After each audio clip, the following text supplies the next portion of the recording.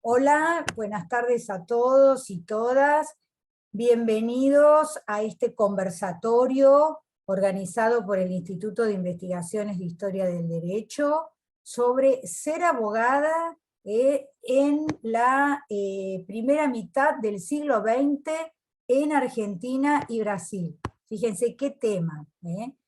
Y en esta oportunidad contamos con la participación de dos destacadas investigadoras, que son Mariana Silveira, de Brasil, y Verónica Lescano Galardi, que es una vieja amiga nuestra, miembro de nuestro instituto, de la Facultad de Derecho de la Universidad de Buenos Aires. Le doy la bienvenida a todas las personas que están presentes, muchas de las cuales, como decía antes de la grabación, nos vienen siguiendo, y muchas que es la primera vez que se acercan a nuestro instituto, y espero que no sea la última.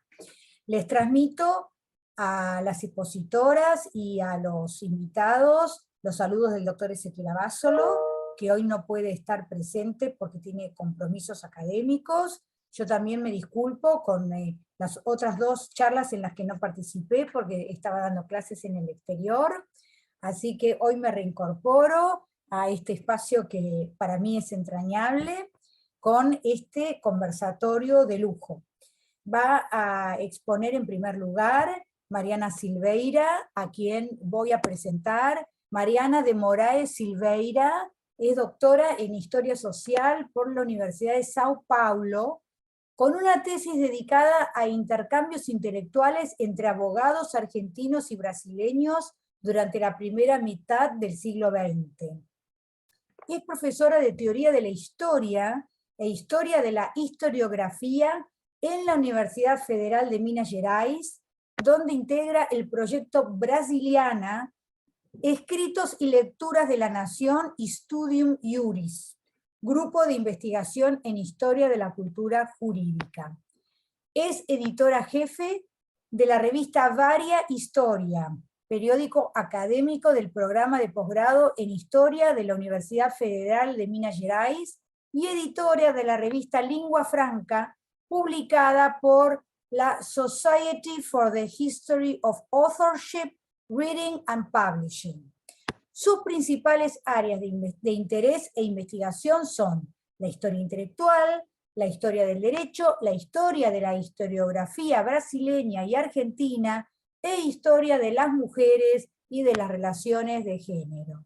Muchísimas gracias, Mariana, bienvenida, adelante, el piso es tuyo, y ya mismo te paso el comando. Espera que te encuentre. Perfecto, muchísimas gracias, Viviana. Buenas tardes a todas y a todos. Por supuesto, quería empezar agradeciendo muchísimo a la doctora Viviana Kluger.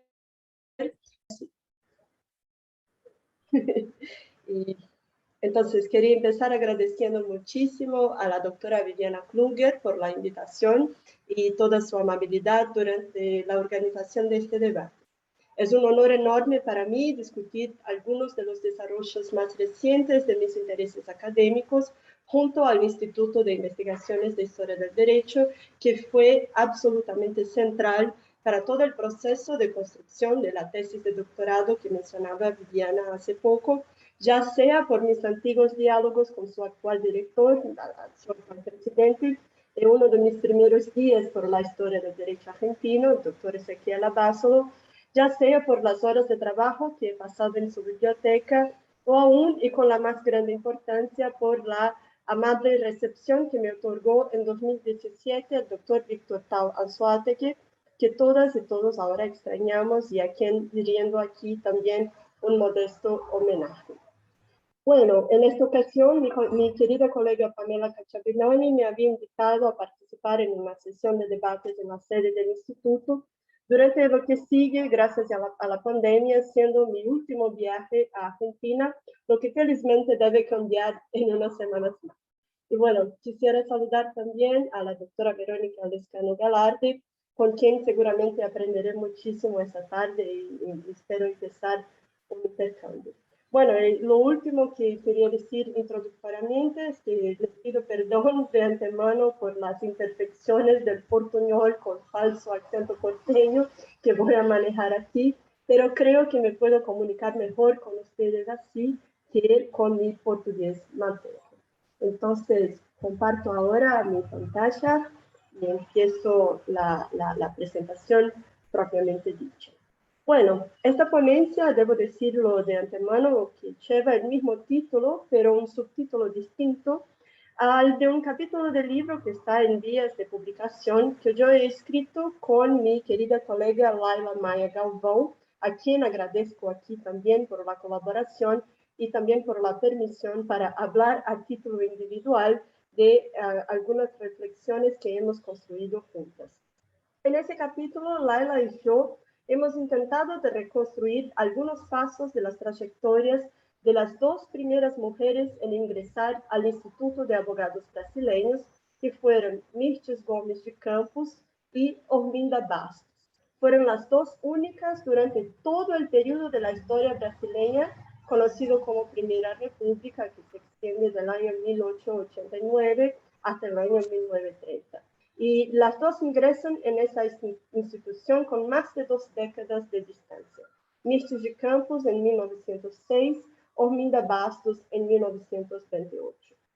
Ese instituto, aunque no contase con poderes formales de regulación profesional, la colegiación obligatoria solo sería establecida en Brasil en los años 1930 y bajo una institución distinta, el Orden de Abogados de Brasil, cuyos primeros estatutos el instituto elaboró.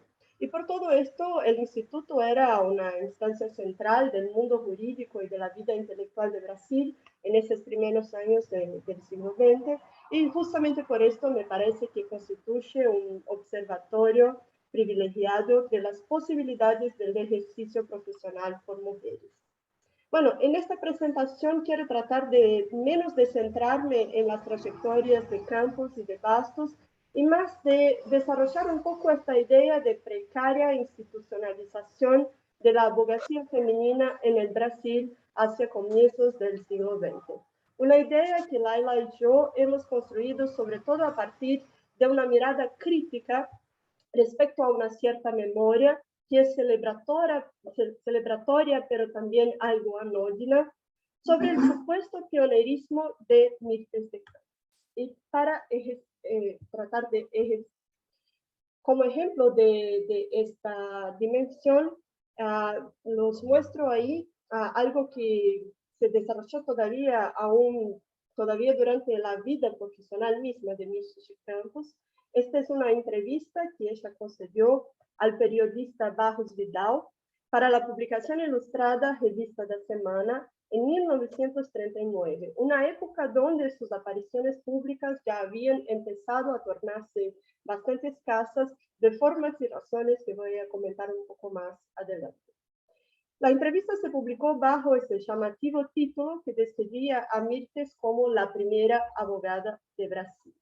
Y bueno, entre los muchos ejemplos de recuperaciones contemporáneas de memorias de Mirtes de Campos, los traigo este que está retirado de un catálogo de una exposición sobre mujeres pioneras y que además han hecho historia, que fue inaugurada en marzo del año 2016 bajo iniciativa de la Cámara de Diputados de Brasil.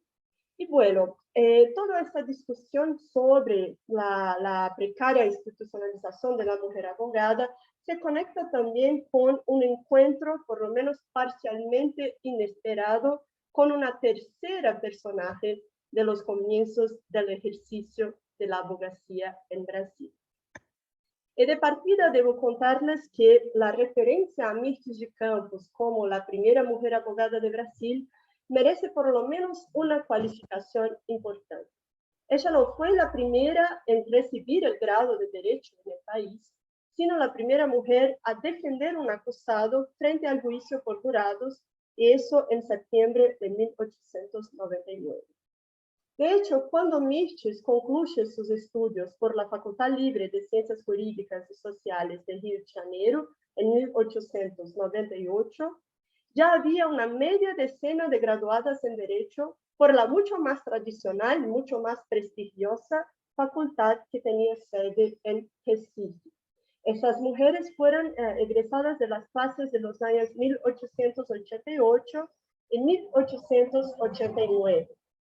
Y entre ellas estaba María Coelho, una figura sobre quien se sabe muy poco. Y lo que resulta más curioso es que Coelho, que había pasado una década entera sin ejercerse como abogada, por fin estrena en el foro poco más de una semana después de la primera defensa presentada por Mirtes. Las dos llegaron incluso a actuar juntas en algunas causas. Y en esta diapositiva he destacado las páginas iniciales del capítulo dedicado a las mujeres abogadas en el libro de memorias de un personaje interesantísimo, que fue Evaristo de Moraes, un hombre negro que trabaja como abogado sin formación, sin formación universitaria en fines del siglo XIX, comienzos del siglo XX en Brasil, y que es también un hombre de inclinaciones socialistas. Y lo que es interesante está más o menos en el medio de la página del medio, es que al describir su convivencia con Mirtes de Campos y María Coelho, Evaristo de Moraes se muestra claramente mucho más simpático a Mirtes que a María, e incluso hace comentarios sobre sus formas físicas para fundamentar esta visión. Y bueno, mientras yo avanzaba en esa investigación sobre las primeras mujeres abogadas, me resultó cada vez más claro que el contraste entre las construcciones memoriales en torno a Mirtes de Campos y a María Coelho nos podría aclarar sobre algunos de los límites y de las contradicciones de los primeros pasos de la abogacía brasileña. Según sus propios relatos posteriores, Mirtes de Campos decidió, como una tentativa de no seguir el camino de sus colegas de Recife, es decir, de recibirse y no llegar a trabajar, inmediatamente después de recibirse de abogada, ella postula el ingreso en el Instituto de Abogados. Y bueno, hay una discusión larga y bastante interesante que no tengo aquí condiciones de detallar, pero lo que pasa es que hay un dictamen de una comisión especial que se forma para discutir la cuestión, que es favorable al ingreso de Mirtes de Campos en el instituto, pero cuando el dictamen es votado por la plenaria del instituto, se rechaza el ingreso de Mirtes de Campos, y eso con gran seguimiento de la prensa. Y bueno, todo eso me resultó más interesante cuando me encontré, no sé si se puede ver bien, pero estos son extractos del discurso que hizo María Coelho cuando ingresó en el juicio por jurados un par de días después de Mirtes de Campos. Y María Coelho tiene claramente una visión muy irónica y muy crítica al Instituto de Abogados, casi dice, no me importa esa institución, no estoy bajo su jurisdicción. Mientras Mirtes, algunos días más temprano, había tenido una postura mucho más serena, conciliadora y ponderada, incluso haciendo recurso a algo que se discute bastante en estudios sobre mujeres intelectuales, a una cierta retórica autodescualificadora para que se pudiera insertar en algunos medios profesionales. Y lo que es interesante también es que Mirtes hace toda una argumentación histórica para fundamentar su derecho de postular el juicio. Bueno, Mirtes de Campos por fin logra ingresar en el instituto algunos años más tarde, en 1906, en gran medida con el respaldo que llegó a alcanzar por haber presentado en el Congreso Científico Latinoamericano, que tuvo lugar en Río en 1905, un trabajo sobre la condición jurídica y los derechos sociales y los derechos civiles de la mujer. Una de las intervenciones más marcantes que ella hizo en sus primeros años en el instituto es esta que he destacado en esa diapositiva, que se pasa en junio de 1907 y que causa también un gran furor en la prensa de Río, que es una defensa del divorcio. Y cabe aquí subrayar que esas discusiones sobre derechos civiles de mujeres y divorcios tenían una gran trascendencia en esos años porque se trataba justamente del momento donde Brasil estaba ultimando la redacción de su primer Código Civil, que entraría en vigor en 1917 tras haber sido aprobado en 1916. A lo largo de los años 10 y de los años 20, Místicos de Campos también presenta otros trabajos en congresos jurídicos, científicos e incluso obreros nacionales e internacionales, y llega a escribir sobre temas como el sufragio femenino, la actuación de mujeres como juradas y el aborto. Pero, de toda manera, y eso es lo que me parece más aclarador respecto a su trayectoria, en 1924, ella empieza a trabajar como funcionaria de la Corte de Apelaciones del Distrito Federal en una función preponderantemente administrativa y no directamente jurídica, en la cual ella se jubila en 1944. Las huellas de su actuación se vuelven más y más escasas y lacunares a partir de fines de los años 30. O sea, la primera abogada, aunque sea muy celebrada en la memoria posterior, no llegó de hecho a establecerse profesionalmente como abogada. Todavía están por investigar en profundidad los pasos de María Coelho, pero todo indica que ella tuvo una vida profesional aún más inestable. Esa precariedad que se expresa también en hechos y acciones que no tengo aquí la oportunidad de comentar en detalles, como postulaciones judiciales de rechazo a piezas y actos procesales producidos por esas mujeres, también se confirma por el hecho, que ya he mencionado en el comienzo, de que solo en 1928 el Instituto de Abogados vuelve a incorporar una mujer, y esto ya en un contexto donde están muy fortalecidas las luchas feministas y particularmente la defensa del derecho al voto. Y bueno, quiero aquí recordar también que Mirches tuvo un trabajo sobre el derecho de voto femenino aprobado en el Congreso que el Instituto de Abogados promueve para marcar el centenario de la independencia de Brasil. En una de sus últimas intervenciones propiamente jurídicas que son conocidas, yo, después de finales de los años 30 hasta la muerte de Místicos de Campos en 1965, solo he podido encontrar un par de entrevistas en la prensa. No he encontrado más textos o acciones públicas efectivas. Esta que los muestro es una de las últimas intervenciones públicas, un discurso ante el Instituto de Abogados hecho en enero del año 1937, efectivamente sobre la abogacía femenina. Y lo que es interesante en ese discurso es que mismo en un escenario en principio animador para los derechos de las mujeres, teniendo en cuenta la entonces reciente consagración del sufragio femenino, primero en el Código Electoral del año 1932 y después en la Constitución del año 1934, Campos presenta un panorama también de mucha precariedad en el ejercicio de la abogacía por mujeres en Brasil, con una garantía de derechos solamente por la jurisprudencia y una gran incertidumbre sobre cómo se iban a manejar los debates. Y de hecho, las investigaciones sobre los primeros años de ejercicio de abogacía en Brasil demuestran cómo había muchos caminos que no estaban bien establecidos y todavía queda muchísimo por investigar. Ya encaminando para un cierre y alguna abertura hacia perspectivas comparativas, he destacado aquí algunos de los trabajos que ya existen sobre abogacía femenina, el de Lúcia Maria Pascoal Guimarães y el de Tânia Bessoni. Fueron dos investigadoras que un poco descubrieron esa figura de Místicos de Campos para la contemporaneidad, mientras hacían una especie de historia institucional del Instituto de Abogados. Ellas escribieron sobre todo grandes panoramas sobre su actuación, pero sin profundizar en los aspectos propiamente jurídicos.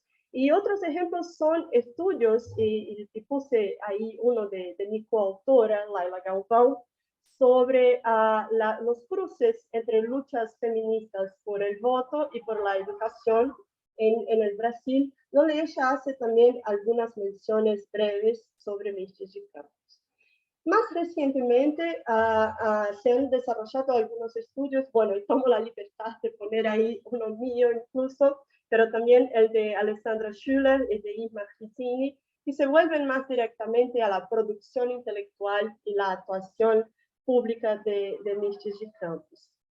Pero bien, me parece que lo más interesante aquí sería subrayar algunas posibilidades comparativas y me alegra saber que haya estudios en curso en otros países de Latinoamérica, como los de Mariana González Lezó para el caso de Chile y el caso de Argentina, además de mi colega Verónica, que vamos a escuchar en un rato más, los trabajos de María Angélica Curva junto a Rosario Gómez Mola, donde también hay algunos puntos de contacto. Lo que me pareció más interesante es justamente la atención hacia cómo, mismo con cronologías y ámbitos de debate algo distintos, en el caso de Argentina, ya en los años 1910 hay este debate sobre la posibilidad de ejercicio profesional por mujeres. Algunos de los argumentos que se manejaron fueron muy semejantes, como el uso del derecho romano o el uso de la legislación colonial y también el recurso a algunos principios de derecho natural o aún la comparación con las dichas naciones civilizadas se manejaron sea para defender, sea para rechazar la posibilidad de ejercicio de abogacía por mujeres. Y me parece que quedan también por explorar sobre todo las miradas transfronterizas y la construcción relacional de esos debates. Y en ese sentido solo menciono un último dato, es que no he podido investigarlo en profundidad, pero he encontrado menciones sobre la posibilidad de que Mircea de Campos viajara a Argentina para participar en algunos de los congresos académicos que se hicieron durante las conmemoraciones de los centenarios, primero de la Revolución de Mayo y después de la Declaración de Independencia. No he podido verificar si ella de hecho viajó a Argentina y era muy, muy común que la gente se inscribiera a esos congresos, pero que no fuera efectivamente presentar sus trabajos, pero quiero dejar esto como una ilustración de la importancia de tener en cuenta también las circulaciones de esas mujeres en los diálogos y las miradas entre distintos casos nacionales. Bueno, sería esto. Muchísimas gracias por la atención y por supuesto escucharé con gusto sus comentarios y sus cuestiones. Bueno, muchas gracias Mariana. A ver si puedo recuperar el comando. A ver, ¿cómo vuelvo yo a hacer? Mariana, te tiene que pasar el host. Sí, me tenés que devolver el comando, Mariana.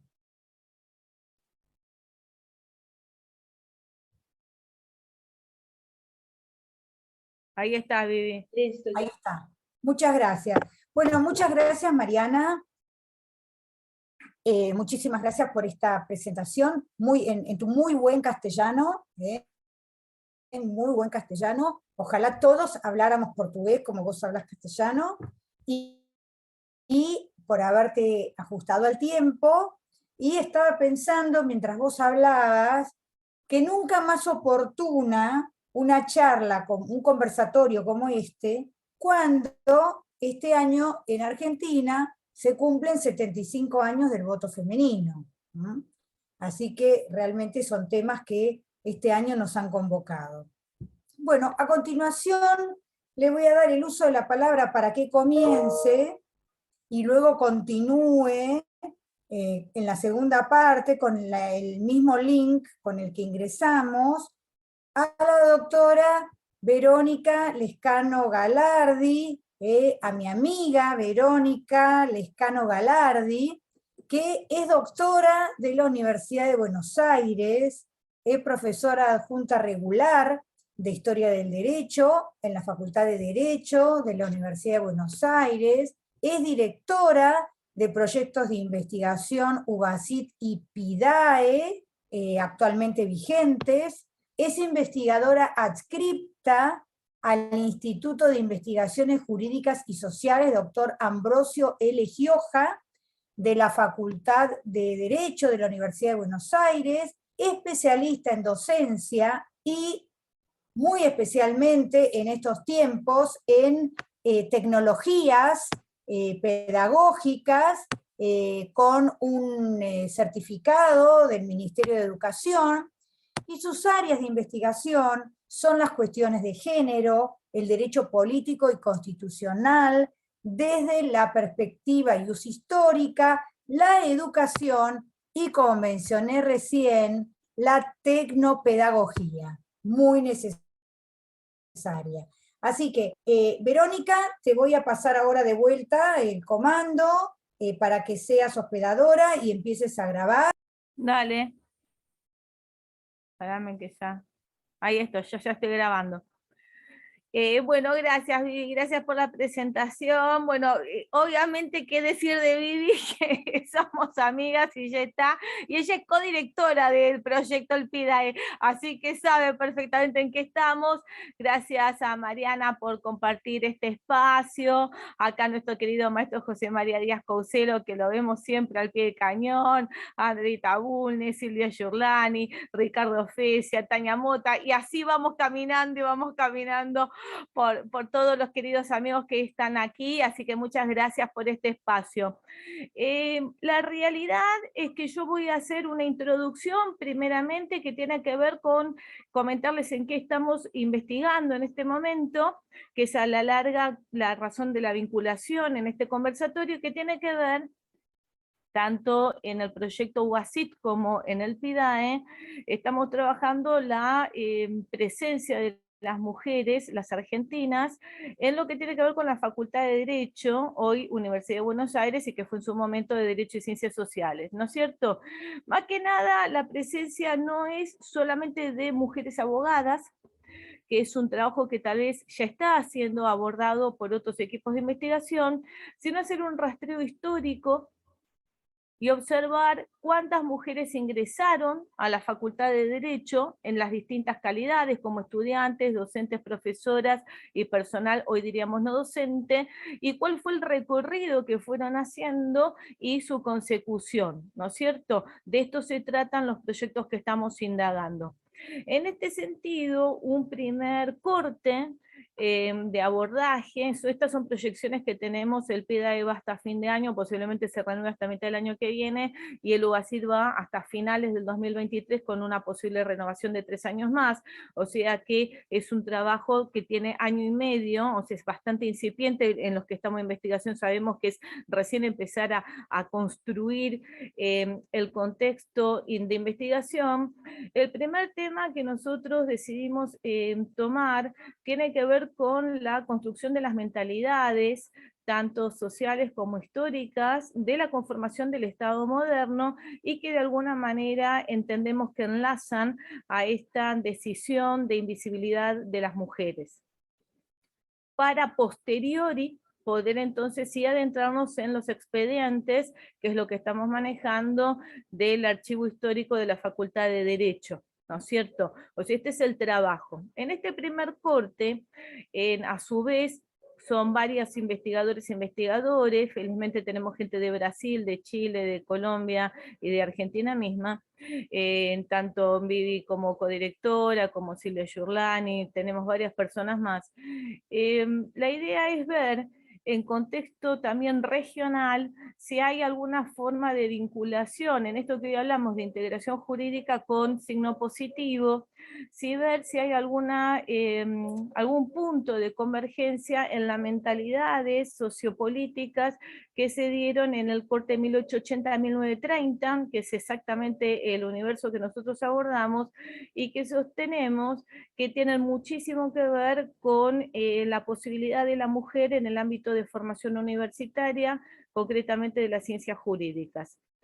En este sentido, el título de la presentación que yo les quiero compartir, puse abogadas de hecho y de derecho, que puede sonar como una redundancia. Ahí me dicen si lo están viendo, Yo creo que sí, ¿no es cierto? Ahí vamos a la presentación. Ahí se ¿Por ve. qué este título? Sí, Vivi, ¿ya hay que cortar? ¿Querés que corte? Yo lo que diría es que salgamos y volvamos a entrar, porque Dale, se va a acabar el tiempo. Yo abro y después te paso otra vez el comando para que vos puedas compartir pantalla. Entonces dale, bancame que te nos paso de vemos en unos host de minutos. nuevo. Espérame un segundito que te estoy pasando como host. Y... No, no hace falta, porque cerrá vos la sesión y yo la vuelvo a abrir yo y te la paso a vos. Dale. Listo, nos vemos entonces en un segundito. Dale. Bueno, continuamos entonces con la exposición de la doctora Verónica Lescano Galardi, a quien ahora le voy a pasar el comando para que pueda compartir pantalla y deshabilite la sala de espera, así pueden ingresar todos los demás. Verónica. Ahí estamos. Bien, habiendo vuelto de la publicidad, seguimos entonces. Entonces les contaba que la idea de compartir el PowerPoint tiene que ver con el posicionamiento que nosotros tomamos en el proyecto de investigación. ¿Ahí están viendo, chiquis, bien? ¿Sí? Bueno. Entonces tiene que ver con ver no solamente a la abogada mujer que se recibe, o sea, que egresa de una facultad de ciencias jurídicas, sino que generan un abogar por los derechos y por la visibilidad de las mujeres, y en ese sentido puse como este juego de palabras como abogadas, de hecho, bueno, y ahí se quedó una C dando vueltas.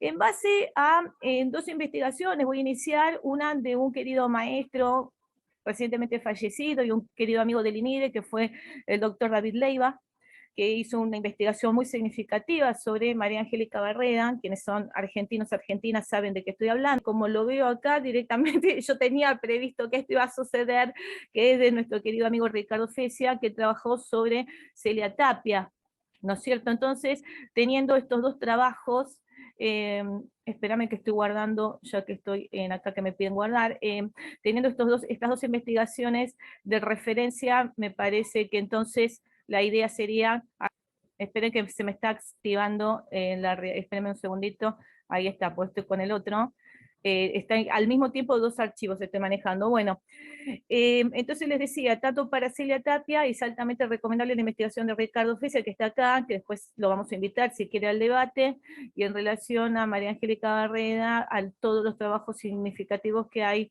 el de mi querido maestro David Leiva me parece el más significativo para recomendar. En el caso nuestro, en Argentina, tenemos que partir de la mentalidad o del criterio de organización estadual que se sustenta intelectualmente en el positivismo. Un positivismo de la generación del 80, que va a ir caminando hacia 1910, hacia 1920, va a tener un choque de tensiones muy importante sobre el 20, sin perjuicio que va a ir quedando esta impronta de la invisibilidad de la mujer, sin perjuicio que la mujer argentina o proto-argentina, porque antes que hubiera República Argentina ya teníamos un montón de mujeres luchadoras y activas políticamente. Lo cierto es que como abogada, primera abogada del país, vamos a contar con María Angélica Barreda. Ahí está. María Angélica Barreda es de la provincia de Buenos Aires, diríamos hoy, es de La Plata. Nace en 1887, fallece en 1963, tiene una larga vida, como pueden ver, egresa de La Plata, relativamente, hoy diríamos joven, con 23 años, en ese momento es una edad madura, digamos, ya es una mujer adulta, ¿no? O sea, hoy cuando tenemos alumnos de 23 años, a veces como muy infantes son, ¿no? No, no es el caso, soy una mujer ya importante en la edad, y la situación que se le va a presentar a María Angélica Barreda no tiene tanto que ver con la matriculación en el ámbito nacional, sino justamente en su propio lugar de nacimiento, ¿no es cierto? Esto que invoca a David, ¿no? No serán profeta en tu tierra, porque María Angélica puede estudiar la carrera de abogacía, egresa como abogada, puede matricularse o si está habilitada por la Cámara Nacional de Apelaciones. Ven que la fecha que dice, 19 de mayo de 1910, estábamos muy en la víspera prácticamente de nuestro 25 de mayo de 1910, o sea, el gran centenario, y el conflicto surge en la matriculación provincial. El 30 de mayo ella ingresa la tramitación y ahí emerge la tensión con que no se le quiere reconocer la calidad de poder matricularse en provincia. El expediente ingresa en el 1 de junio de 1910 y lo que a mí me parece, yo ya casi voy a poner un juicio de valor, que es penosamente, vamos a leer las líneas, que sostiene el Procurador General Manuel Escobar para rechazar justamente que se matricule a María Angélica. Yo opté por hacer la transcripción del expediente que toma David, que tomó en su momento, y el gran tema que, como decía Mariana, para invocar el rechazo, la aceptación de la mujer abogada, automáticamente hacen la remisión a Roma, ¿no es cierto? Como que el derecho romano indefectiblemente es la gran autoridad, sabemos quienes estamos en la historia del derecho que esto es así, o sea, sabemos desde la historia del derecho el peso que tiene, pero cómo se usa justamente para justificar esta disminución de capacidad que teníamos y que costó tanto poder erradicar normativamente. Entonces, fíjense que el punto de partida del procurador es: nuestra legislación no es feminista y está en pugna con las aspiraciones de la recurrente. Esto a mí me parece altamente significativo. Por un tema de tiempo, no obviamente voy a pasar, pero me parece altamente significativo el posicionamiento, que ya es una ideología lo que estamos planteando acá. O sea, no estamos hablando jurídicamente, sino su punto de partida es entender que la legislación del Estado argentino no es feminista, como si el feminismo fuera un problema, y está en pugna con las aspiraciones de la recurrente. O sea que la recurrente tiene una expectativa y no un pedido, o sea, que sería casi burocrática la tramitación que ella había articulado, de efectivizar algo que ya le había sido reconocido.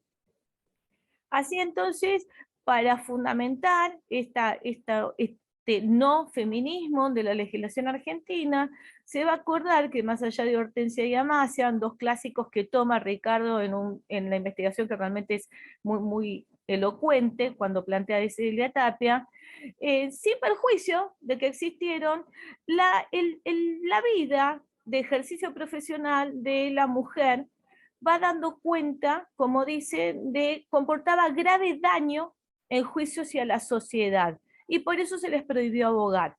O sea, que no es un problema de mala voluntad, sino que tiene que ver con una visión desde las consecuencias de esa práctica para lo que es el impacto de la sociedad y del Estado. En el mismo orden se acuerda de las partidas, con la ley número 3 del título sexto, se acuerda de una Francia que por más liberal mantuvo esta prohibición, y entonces sigue caminando, y dice: la inscripción de este diploma importa echar por tierra todos los principios legales consagrados por el Estado argentino y la organización actual de la familia, en la cual tiene asignada a la mujer la función más noble y trascendental.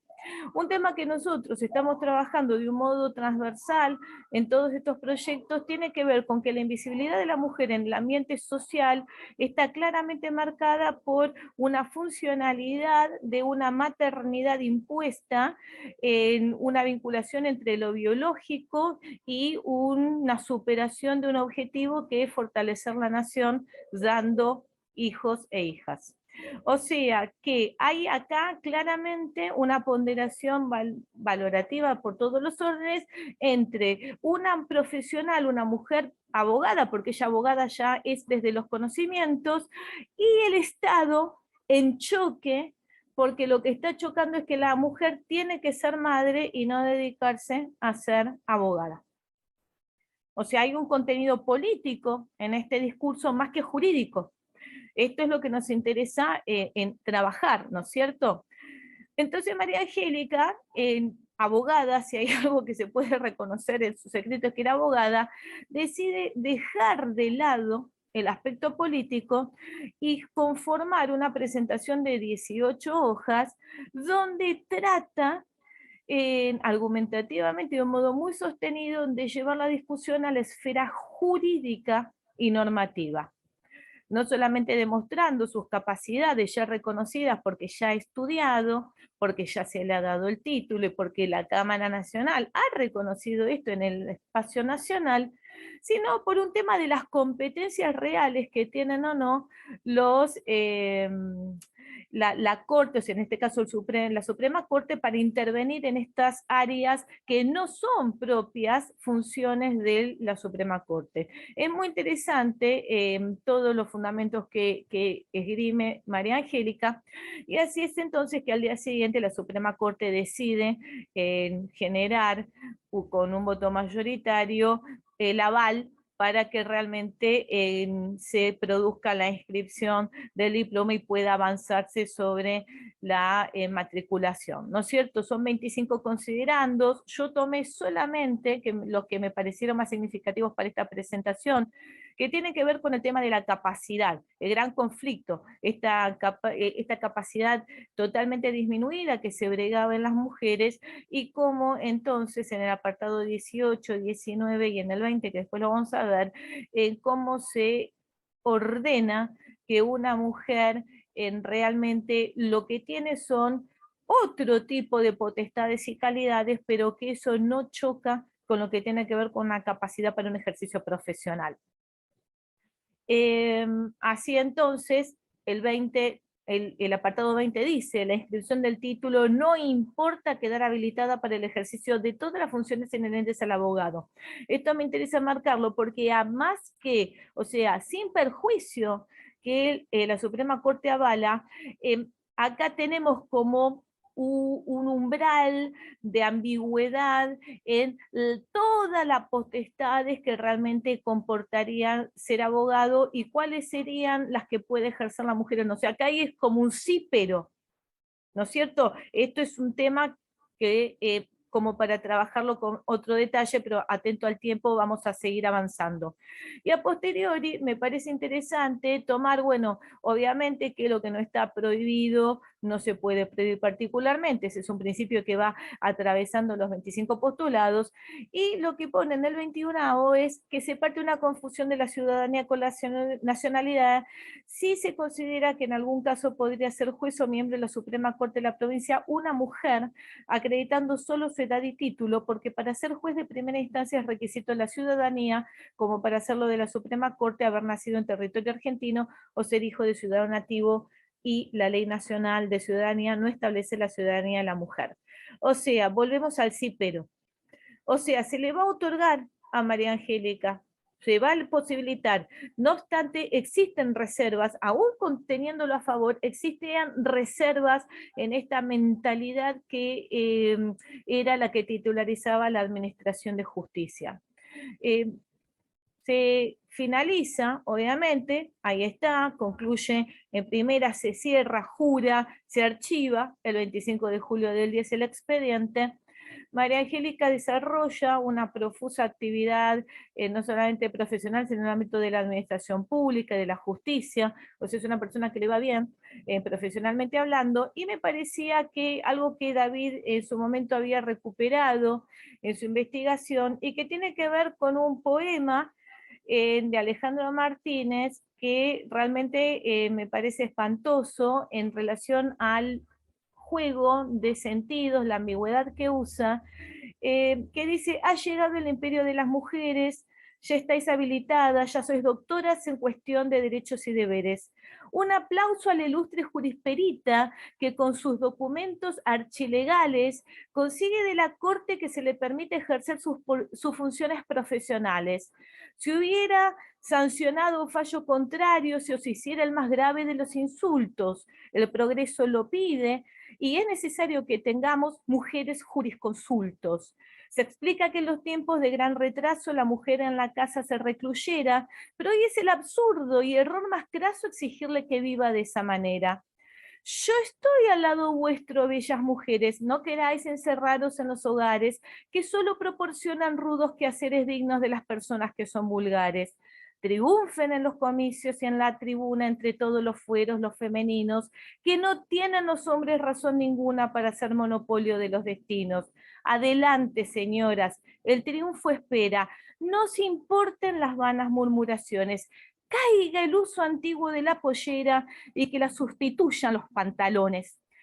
Fíjense la situación, ¿no? El mal gusto que tiene esto, y termina como para cerrar: solo os pido por Cristo que si os integra el poder absoluto la suerte, un día no permitáis que pueda ninguna suegra hacerse comisario de policía.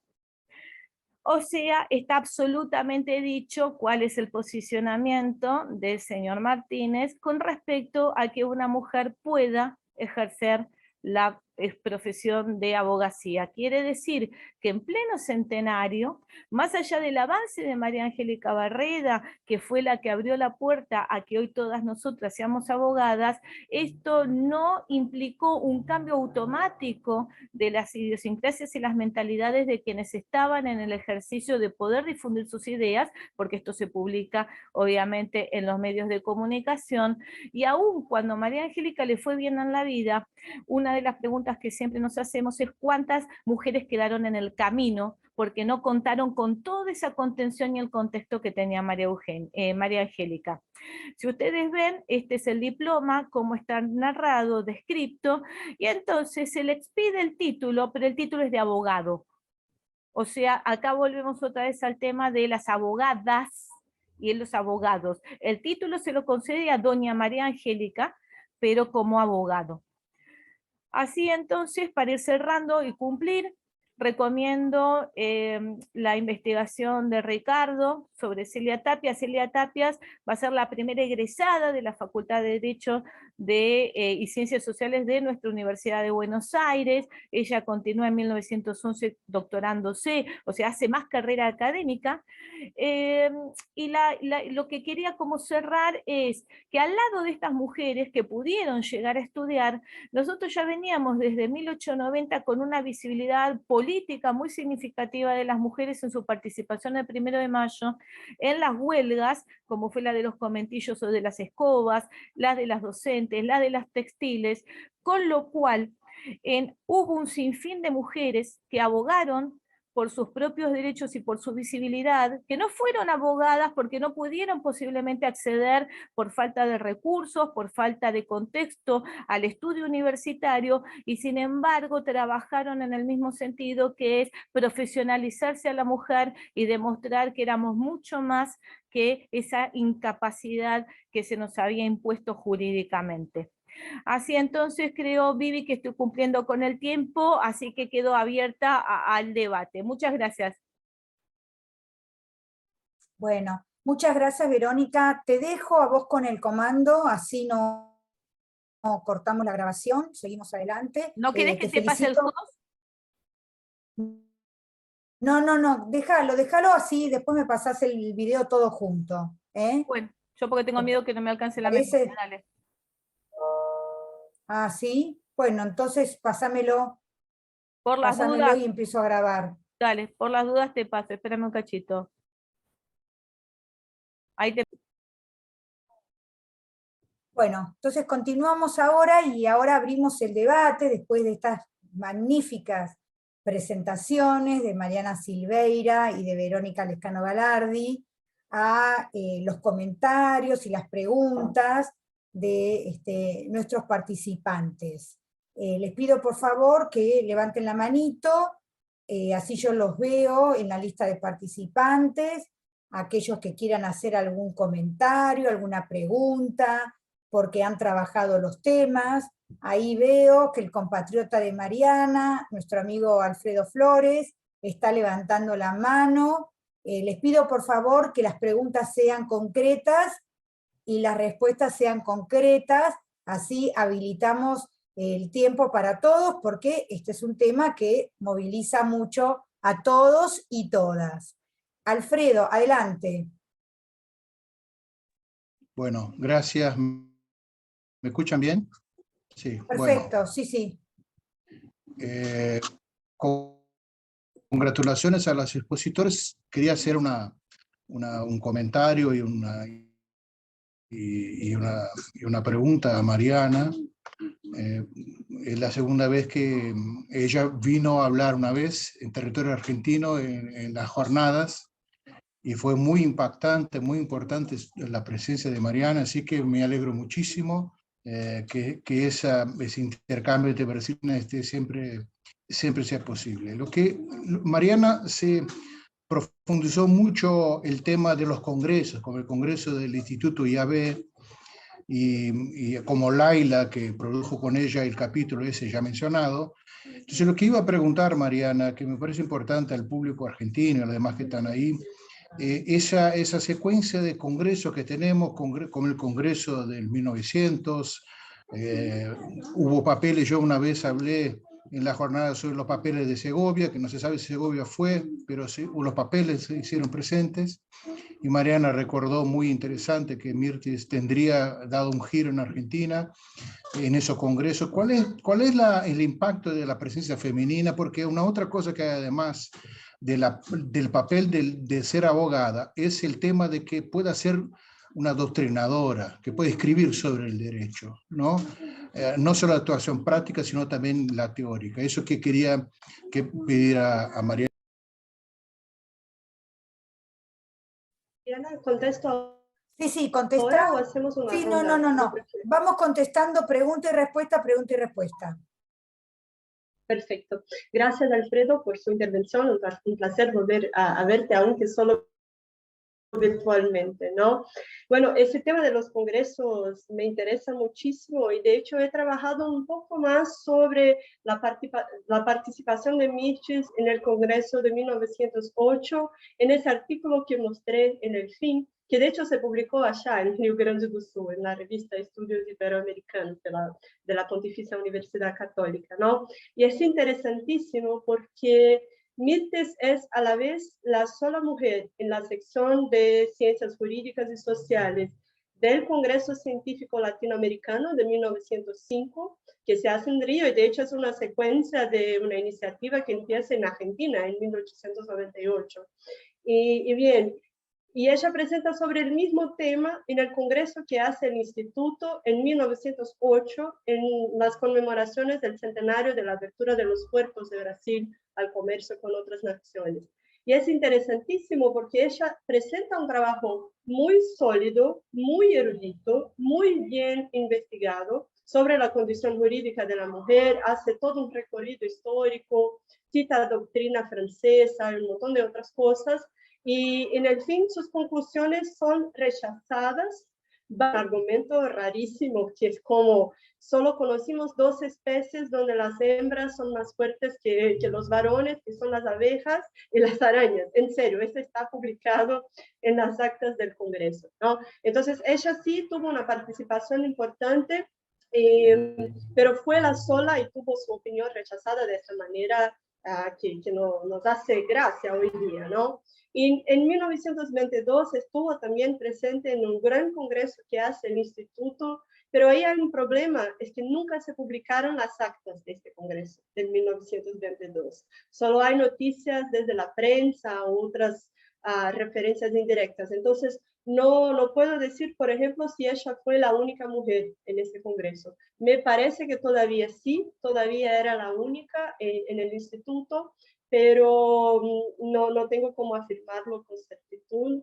Y bueno, ella presenta ese trabajo sobre el voto femenino que sí es aprobado, y bueno, pero ella no llega a afirmarse como una doctrinadora. Lo que me resultó muy interesante en estudiar sus trabajos más como intelectual es que en general ella publicaba en sitios un poco distintos de sus colegas hombres.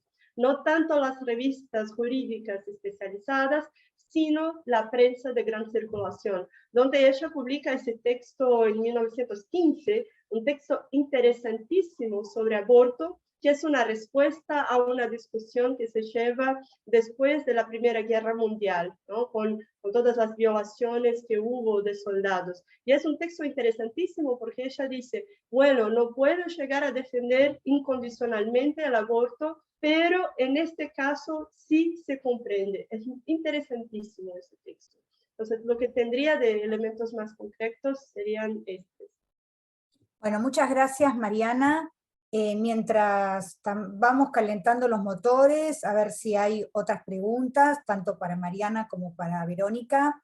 Yo quería agregar a esto que vos estás diciendo, no por nada Mirtes publica en ese restringido ámbito su producción doctrinaria. Evidentemente no tiene acceso a los espacios más duros de lo que es la doctrina jurídica. Publica, pero publica exclusivamente en medios de difusión, pero no en revistas científicas, ¿no?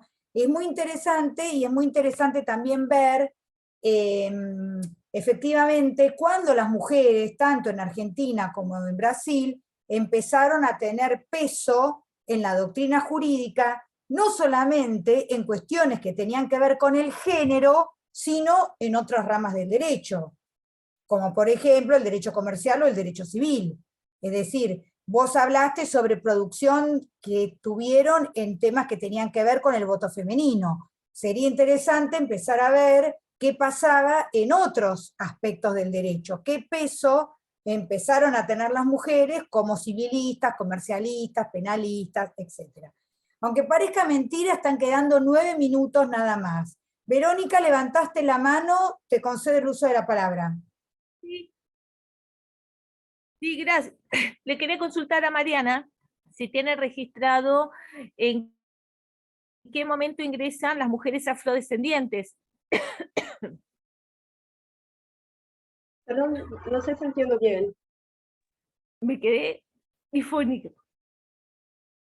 ¿En qué momento egresan mujeres afrodescendientes?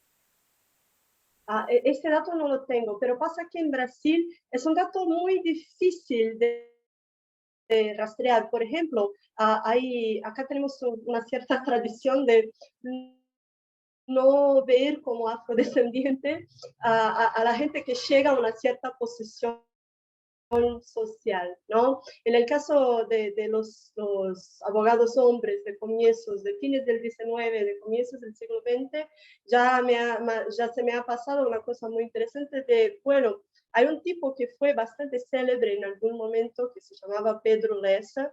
Yo había leído un montón de cosas de él, incluso mientras investigaba revistas jurídicas. Él escribió el texto de presentación de la revista dos Tribunais, que es una de las principales que tenemos todavía hoy. No era director de la revista, pero tenía tanto prestigio que lo invitaron a escribir. Y en algún momento, mucho más tarde, me he dado cuenta que era un hombre negro. Y hay también este caso de Evaristo de Moraes, yo no podría mencionar muchos otros. Lo que sí te puedo decir que es interesantísimo también es que hay, como, con toda la movimentación de los movimientos de personas afrodescendientes en Brasil hoy, eso pone elementos interesantes. Eso yo lo discuto también de paso en ese artículo que salió en Estudios Iberoamericanos. Se puede discutir, a final de cuentas, una cosa que tiene que ver con lo que vos planteabas en el fin, de, bueno, ver qué exactamente es actuar como abogada, ¿no? Sin estar en greves, en otras instancias como estas no es ser abogada de una cierta manera. Y en ese sentido hay un caso interesantísimo de una figura que se llama Esperanza García, que es una figura del siglo XVIII, pero que ganó en los últimos años una gran proyección pública, e incluso creo que fue la sección de Piauí, que es una provincia al noreste de Brasil, que le otorgó el título de abogada honoraria porque ingresó en juicio, era una mujer negra, no me acuerdo si todavía es esclavizada o es esclava, que ingresó en juicio postulando derechos. Entonces, hasta los términos de lo que es ser abogada y lo que es ser una persona racializada en Brasil se tienen que discutir, ¿no? Bueno, gracias, Mariana. Quedan 5 minutos casi. Solamente una preguntita muy cortita, Verónica, y danos tiempo para poder despedirnos. Te quería preguntar si pudieron rastrear en qué ámbito profesional como litigante, si es que se desempeñó como litigante, María Angélica Barreda. Si litigó y en qué ámbito. Sí, en sentido estricto se considera que tuvo en 500 juicios intervino. Mayoritariamente, sí. Muy bien. Bastante importante fue la carrera de ella, mayormente en el ámbito del derecho privado, y luego ella ingresa en lo que es la justicia, en el ámbito, incluso llega a jefaturas, o sea que es una mujer bastante completa, y de hecho, cuando vos preguntás el área de privado-público, el otro caso significativo que tenemos es el de Margarita Argúas, que vos fíjate que es la primera mujer en llegar a la Corte en un contexto de gobierno de facto, o sea que también va a estar institucionalmente controvertida, y era una mujer de altísima experticia, ¿no? Claro. O sea, el tema está muy, muy en pañales todavía, porque tenemos que llegar a la década del 50-60 para empezar a rastrear este tema. Entonces vos tenés que estas mujeres son del centenario en su egreso, y tienen que pasar 40 años, 50 años, para recién empezar a ver un pensamiento en el ámbito de la ensayística jurídica, el comentario jurisprudencial y todo lo que comporta el marco teórico. Bueno, muchísimas gracias, muchísimas gracias. Yo me despido, les doy unos minutos para que ustedes también se despidan. Les agradezco a las dos este conversatorio de lujo, que podríamos seguir y seguir y seguir indefinidamente. Les agradezco a los asistentes, les agradezco las preguntas, y los espero el jueves que viene en nuestra próxima reunión. Mariana, Verónica, les doy estos minutos para que se despidan. Muchísimas gracias, Vivi, un lujo como siempre, un gusto, Mariana, escucharte, y a todos los que están siempre compartiendo este espacio, así que de mi parte, total gratitud. Y lo mismo para mí, muchísimas gracias, Viviana, una vez más por la invitación. Verónica, un gusto conocerte, y gracias a todas y todos que nos siguieron hasta este momento. Bueno, muy bien, nos vemos el jueves que viene. Adiós. Hasta el jueves, chao, chao. Chao.